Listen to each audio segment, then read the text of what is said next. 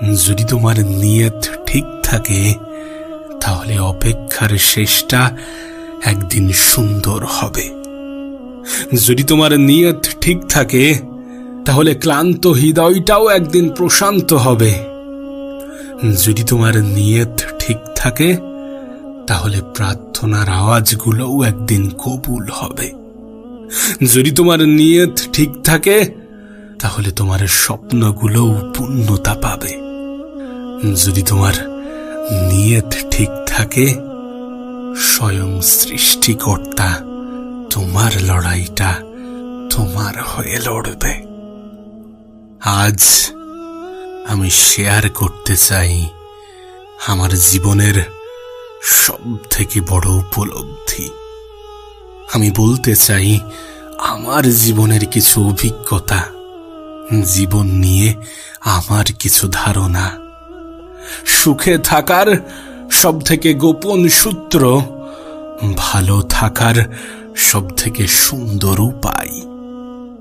আমি তোমাকে পরিচয় করাতে চাই এমন একটা শব্দের সাথে, যে শব্দ তুমি হয়তো বা এর আগে অনেকবার শুনেছ, কিন্তু আজ এই শব্দ তোমাকে অনেক কিছু ভাবাতে বাধ্য করবে। আজ এই শব্দ হয়তোবা তোমাকে নতুন করে ভাবাবে। আর সেটা কি জানো? নিয়ত, উদ্দেশ্য। তোমার নিয়ত কেমন, তোমার উদ্দেশ্য কেমন, তোমার চিন্তা ভাবনা কেমন, এই সমস্ত কিছুর উপরে অনেক কিছু নির্ভর করে। নিয়ত শব্দটা অনেক ছোট হতে পারে, কিন্তু এটা জীবনের অনেক বড় একটা অর্থ বহন করে। এটা মানুষের জীবনকে সুন্দর করতে অনেক বড় ভূমিকা পালন করে। তোমার উদ্দেশ্য যদি সৎ হয়, তোমার নিয়ত যদি সৎ হয়, তাহলে দেরিতে হলেও তোমার জীবন সুন্দর হতে বাধ্য। এ পৃথিবীর প্রত্যেকটা ধর্মগ্রন্থ সৎ কাজের কথা বলে, সৎ উদ্দেশ্যের কথা বলে, খারাপ থেকে দূরে থাকার পরামর্শ দেয়, ভালো কিছু করার উপদেশ দেয়। যেন এই পৃথিবীতে এমন অনেক মানুষ আছে যাদের জীবনে হয়তোবা অনেক কিছু নেই, যাদের জীবনে হয়তোবা সমস্ত স্বপ্ন পূরণ হয়নি, যাদের হয়তোবা দুবেলা দুমুঠো খাবারও ঠিকঠাক ভাবে জোটে না, যারা হয়তোবা জীবনে অনেক লড়াই করছে, কিন্তু তারপরেও তারা নিজেদেরকে দাবি করে যে তারা ভালো আছে, তারপরেও তারা দাবি করে যে তারা সুখে আছে, তারা সুন্দর জীবন কাটাচ্ছে। এর কারণ কি জানো? এর কারণ নিয়ত, উদ্দেশ্য। তুমি হয়তোবা জানলে অবাক হবে যে ভালো থাকার জন্য বেশি কিছুর প্রয়োজন পড়ে না। তুমি যে একগাদা রিকোয়ারমেন্টের কথা বলছো, এত কিছুর প্রয়োজন পড়ে না। যদি পড়তো তাহলে কোনো গরিব ঘরের মানুষ, কোনো গরিব ভালো থাকতে পারতো না, কোনো ধনী ব্যক্তি জীবনে খারাপ থাকতো না। ভালো থাকার জন্যে একগাদা জিনিসের প্রয়োজন পড়ে না, বরং তুমি কতটা ভালো থাকবে এটা নির্ভর করছে তোমার চিন্তা ভাবনা কেমন, তোমার নিয়ত কেমন, তোমার উদ্দেশ্য কেমন। এমনকি তুমি জীবনে কত দূর পৌঁছাবে, কতটুকু অর্জন করবে, এই সমস্ত কিছু নির্ভর করছে তোমার উদ্দেশ্যের উপর, তোমার নিয়তের উপর। তুমি কেমনটা ভাবো সেটার উপরে। তুমি যদি ভাবো যে আমি সুখী, তুমি যদি ভাবো যে আমি জীবনে বড় কিছু করব, তুমি যদি ভাবো আমার জীবনটা সুন্দর হবে, তুমি যদি ভাবো জীবনের সৌন্দর্যকে উপভোগ করার জন্যে একগাদা জিনিসের প্রয়োজন নেই, তুমি যদি ভাবো, তাহলে পৃথিবীর লাখো মানুষ এসেও তোমাকে দুঃখী করতে পারবে না, তোমার দুঃখের কারণ হতে পারবে না। এ পৃথিবীর লাখো মানুষ লাখো চেষ্টার পরেও তোমার দুঃখের কারণ হতে পারবে না যদি তোমার নিয়ত সঠিক থাকে, যদি তোমার উদ্দেশ্য উপরওয়ালার সন্তুষ্টি হয়ে থাকে, যদি তোমার উদ্দেশ্য উপরওয়ালার সন্তুষ্টি হয়ে থাকে। একবার ভেবে দেখো, কিছু সময় আগে পর্যন্ত তুমি এ পৃথিবীতে ছিলে না, কিছু বছর আগে পর্যন্ত তুমি এ পৃথিবীতে ছিলে না, কিছু বছর পরে তুমি এ পৃথিবী ছেড়ে চলে যাবে। তোমার 2-3টে জেনারেশন হয়তোবা তোমাকে মনে রাখবে, কিন্তু একটা সময় পরে তারাও তোমাকে ভুলে যাবে। এটাই বাস্তব। অর্থাৎ একটা সময় তুমি এই পৃথিবীতে ছিলে না, তুমি পৃথিবীতে এসেছো, তুমি এই পৃথিবী থেকে চলে যাবে, তোমার অস্তিত্ব থাকবে না, কিন্তু পৃথিবীতে এসেছো এটার একটা উদ্দেশ্য থাকতে পারে। কখনো কি এমন ভাবে ভেবেছ? হয়তোবা তোমাকে দিয়ে পৃথিবীর পরিচালক এমন কিছু করিয়ে নিতে চান যেটা তুমিই পারবে, যেটা তোমার দ্বারাই সম্ভব, আর সেটা নির্ভর করছে তোমার চিন্তা ভাবনার উপরে। তুমি কেমনটা ভাবো, কেমন ভাবে ভাবো সেটার উপরে, তোমার নিয়ত কেমন সেটার উপরে। তোমার কাছে একটা অনুরোধ করব, নিজের যতটুকু সামর্থ্য, নিজের যতটুকু ক্ষমতা, ততটুকু দিয়ে কিছু অসহায় মানুষের পাশে দাঁড়ানোর চেষ্টা করো। কারণ মানসিক শান্তি কোনো কিছু পাওয়ার থেকে কোনো কিছু দেওয়ার মধ্যে বেশি আছে। তুমি দেখবে, যখন কোনো মানুষকে তুমি তোমার অন্তর থেকে কিছু দেবে, তুমি ভিতর থেকে একটা শান্তি অনুভব করবে, যেটাকে পৃথিবীর কোনো সম্পদের সাথে তুলনা করা যায় না, যেটাকে পৃথিবীর অন্য কোনো কিছুর সাথে তুলনা করা যায় না।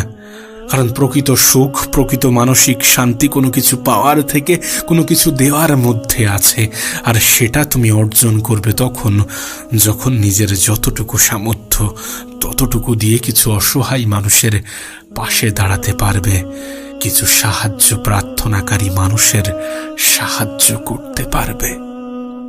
আর সত্যি বলতে, উপরওয়ালা সকলকে দেনেওয়ালা বানান না। কে জানে, হয়তোবা তুমি সৌভাগ্যবান, যেটা তুমি কল্পনা করো না, যেটা তুমি অনুভব করো না। দেখো, দুঃখ সবার জীবনেই আছে, কষ্ট সবার জীবনেই আছে। প্রত্যেকটা মানুষই এ পৃথিবীতে লড়াই করছে, প্রত্যেকটা মানুষই এ পৃথিবীতে মেহনত করছে। প্রত্যেকটা মানুষের জীবনের সমস্যা ভিন্ন ভিন্ন, প্রত্যেকটা মানুষের জীবনের চাহিদার কোনো শেষ নেই। প্রত্যেকটা মানুষ ভালো জীবন চাই, সুখী হতে চাই, জীবনকে সুন্দর করতে চাই, কিন্তু জীবনের সৌন্দর্যকে খুবই কম মানুষই উপলব্ধি করতে পারে। তারাই উপলব্ধি করতে পারে যারা নিজের জীবনের উদ্দেশ্য, নিজের নিয়ত ঠিক রাখতে পারে। বিশ্বাস করো, তুমি স্বল্প জিনিসের মধ্যেও নিজের জীবনের সৌন্দর্যকে উপলব্ধি করতে পারো, নিজেকে সুখী অনুভব করতে পারো, যদি তুমি তোমার নিয়তকে ঠিক করতে পারো, যদি তুমি তোমার জীবনের উদ্দেশ্যকে বুঝতে পারো, যদি তুমি নিজেকে চিনতে পারো, যদি জীবনের বাস্তবতাকে উপলব্ধি করতে পারো, যদি তুমি এটা বুঝতে পারো যে মানুষের জীবনে চাহিদার কোনো সমাপ্তি ঘটবে না। আজ একরকম জীবন আমরা কাটাচ্ছি, হয়তোবা আমরা ভাবছি যে এটা পাওয়ার পরে আমি সুখী হয়ে যাব, আমি এটা পেয়ে গেলে আর অন্য কিছু চাই না। কিন্তু বিশ্বাস করো, সেটা পাওয়ার পরে তোমার লালসা আরো বেশি বৃদ্ধি পাবে, যদি তুমি তোমার নিজের উপরে কন্ট্রোল না আনতে পারো, যদি তুমি তোমার নিয়ত ঠিক না করতে পারো, যদি তুমি তোমার জীবনের উদ্দেশ্য ঠিক না করতে পারো। যে সুখের সন্ধান তুমি করছো, সেটা কোনো বস্তু নয় যে বাজারে কিনতে পাওয়া যাবে।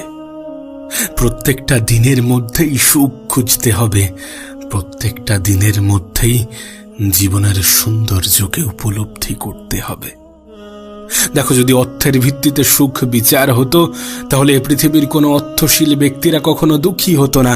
যদি ক্ষমতার ভিত্তিতে সুখ বিচার হতো, তাহলে ক্ষমতাশীল ব্যক্তিদের জীবনে কখনো দুঃখ থাকতো না। ক্ষমতা, অর্থ, এগুলোর ভিত্তিতে অন্তত সুখ বিচার হয় না, কারণ এটা তো বাস্তবে একটা অনুভূতি, একটা অনুভব। একটা মানুষ জীবনের বিভিন্ন পর্যায়ে নিজেকে সুখী মনে করে, আবার নিজেকে দুঃখী মনে করে। এই সমস্ত কিছু অনুভূতির খেলা। আর অনুভূতিকে তুমি নির্দিষ্ট ক্রাইটেরিয়ার মধ্যে বেঁধে রেখেছ ঠিকই, কিন্তু কোনো ক্রাইটেরিয়া ছাড়াও জীবনের সৌন্দর্যকে অনুভব করা যায়, নিজের জীবনের আনন্দ, নিজের জীবনের সুখকে অনুভব করা যায়। আমরা সুখ বলো বা দুঃখ, এগুলো নির্দিষ্ট ক্রাইটেরিয়ার মধ্যে বেঁধে রাখি, যখন কোনো কিছু অর্জন করি, যখন ভালো কিছু অর্জন করি, আমরা নিজেদেরকে সুখী অনুভব করি। যখন কোনো কিছু হারিয়ে ফেলি, যখন কোনো কিছু থেকে বঞ্চিত হই, নিজেদেরকে দুঃখী অনুভব করি। এই সমস্ত কিছু তো চিন্তা ভাবনার খেলা, এই সমস্ত কিছু তো নিয়তের খেলা, উদ্দেশ্যের খেলা। যদি তোমার উদ্দেশ্য উপরওয়ালার সন্তুষ্টি হয়ে থাকে, আমি জানি না তুমি কোন ধর্মে বিশ্বাসী, তুমি যে ধর্মেরই হয়ে থাকো, তুমি হয়ে থাকো হিন্দু, হয়ে থাকো মুসলিম, তুমি যে ধর্মেরই হয়ে থাকো, যদি তোমার উদ্দেশ্য উপরওয়ালার সন্তুষ্টি হয়ে থাকে, তাহলে তুমি কখনো অন্যরা কি ভাবছে, অন্যরা কি বলছে, অন্যরা কি বলবে, এ সমস্ত বিষয় নিয়ে অত ভাববে না। এ সমস্ত বিষয় তোমার জীবনে অত বেশি প্রভাব ফেলতে পারবে না।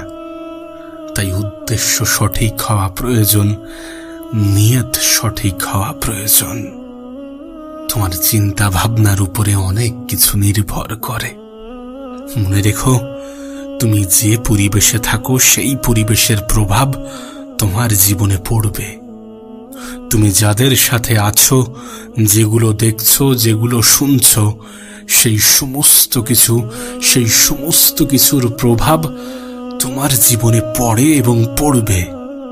এবং এখন এটা তোমার সিদ্ধান্ত, তুমি কোথায় থাকবে, তুমি কোন পরিবেশে থাকবে, কাদের সাথে মিশবে, কেমন ভাবে চিন্তা করবে, কেমন ভাবে নিজেকে আলাদা রাখবে, আলাদা করবে, আলাদা ভাববে, এগুলো তোমার উপরে নির্ভর করছে। তবে আমি তোমাকে লিখে দিতে পারি, তোমার নিয়ত সঠিক হলে জীবনের প্রতি তোমার ধারণা বদলে যাবে। তোমার নিয়ত সঠিক হলে জীবনের প্রতি তোমার চিন্তা ভাবনা পাল্টে যাবে। হয়তোবা তুমি অন্যভাবে চিন্তা করতে শুরু করবে, যেমন ভাবে 8-10টা মানুষ করছে না। তোমার নিয়ত সঠিক হলে তুমি নিজেকে চিনতে শুরু করবে। জীবনের নেক উদ্দেশ্য তোমাকে 8-10টা মানুষ থেকে আলাদা করে। তোমার সৎ উদ্দেশ্য তোমাকে 8-10টা মানুষ থেকে আলাদা করে। তোমার চিন্তা ভাবনার পরিবর্তন ঘটাতে বাধ্য করে।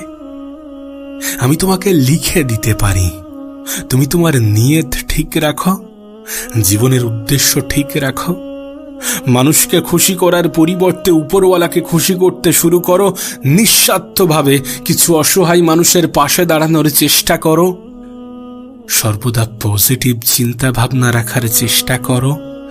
দেখবে তোমার জীবনে একটা পরিবর্তন আসতে শুরু করেছে।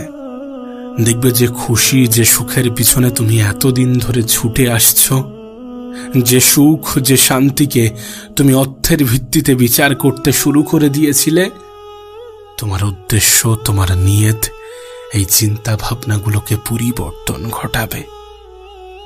দেখো, অর্থের প্রয়োজন আছে, কিন্তু অর্থের ভিত্তিতে সুখের বিচার করা এটা কোনোভাবেই গ্রহণযোগ্য হতে পারে না। কারণ অপ্রিয় হলেও জীবনের সব থেকে বড় দুটি সত্য হচ্ছে জন্ম এবং মৃত্যু, যার দুটোই আমাদের নিয়ন্ত্রণে নেই। না, হয়তোবা আমরা যতদিন বেঁচে থাকবো, আমরা হেলদি থাকবো কিনা এটা কিছুটা আমাদের নিয়ন্ত্রণে আছে, কিন্তু আমরা কবে আসবো পৃথিবীতে এবং কবে পৃথিবী থেকে বিদায় নেব, এগুলো আমাদের জীবনে, এগুলো আমাদের নিয়ন্ত্রণে নেই। তাই জীবনে নিয়ত ঠিক করাটা ইম্পর্টেন্ট, জীবনের উদ্দেশ্য ঠিক করাটা ইম্পর্টেন্ট, নিজেকে বোঝার চেষ্টা করাটা ইম্পর্টেন্ট এবং নিজের প্রতি পজিটিভ ধারণা রাখাটা ইম্পর্টেন্ট। আর বিশ্বাস করো, এগুলো আমার ব্যক্তিগত ধারণা হতে পারে, কিন্তু এগুলো আমি আমার জীবনে উপলব্ধি করেছি, আমি আমার জীবনে অনুভব করেছি।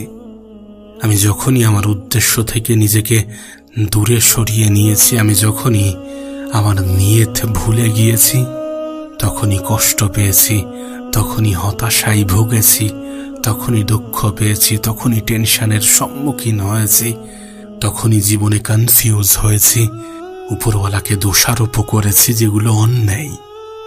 হয়তোবা তুমিও করে থাকো জীবনের বিভিন্ন পর্যায়ে, কিন্তু যবে থেকে তোমার নিয়ত, তোমার উদ্দেশ্য, তোমার জীবনের নির্দিষ্ট লক্ষ্যগুলো সঠিক হয়ে যাবে, যবে থেকে পৃথিবী, জীবন এগুলো নিয়ে তোমার চিন্তা ভাবনা, তোমার ধারণা বদলে যাবে, তবে থেকে তুমি নতুন করে ভাবতে শুরু করবে। আর হতে পারে সেটা তোমার দ্বিতীয় জন্ম হবে, হতে পারে সেটা নিজেকে চিনতে পারার অন্যতম মাধ্যম হবে, হতে পারে তোমার কাহিনী আর 10টা মানুষের জীবনে অনুপ্রেরণা যোগাবে। যদি তোমার নিয়ত ঠিক থাকে তাহলে অপেক্ষার শেষটা একদিন সুন্দর হবে। যদি তোমার নিয়ত ঠিক থাকে তাহলে ক্লান্ত হৃদয়টাও একদিন প্রশান্ত হবে। যদি তোমার নিয়ত ঠিক থাকে তাহলে প্রার্থনার আওয়াজগুলোও একদিন কবুল হবে। যদি তোমার নিয়ত ঠিক থাকে তাহলে তোমার স্বপ্নগুলোও পূর্ণতা পাবে। যদি তোমার নিয়ত ঠিক থাকে, স্বয়ং সৃষ্টিকর্তা তোমার লড়াইটা তোমার হয়ে লড়বে।